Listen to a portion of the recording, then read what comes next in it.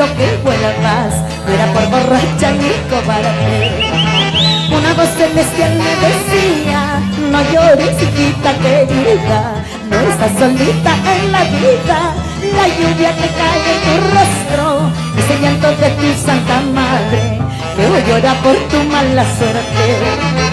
Una voz celestial me decía: no llores, hijita querida, no estás solita en la vida. La lluvia que cae en tu rostro es el llanto de tu santa madre, que hoy llora por tu mala suerte.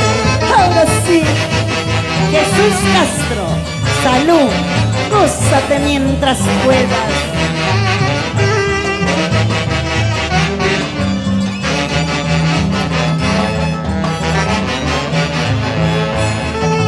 Sentadita bajo tu ventana, miraba la luna en el cielo, esperando que un día regreses. Tomaba unas cuantas chelitas, pidiéndole al cielo que vuela más, no era por borracha ni cobarde. Una voz celestial me decía: no llores, hijita querida, no estás solita en la vida.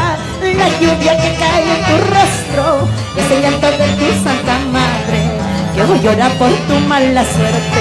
Ahora sí, perdón, perdón, madre querida, por haberte hecho sufrir, por haberte hecho llorar, por haberme equivocado cuántas veces. Y ya no lloré, mamita querida, brindaremos la última copa bajo la noche lluviosa para irnos juntitas al cielo.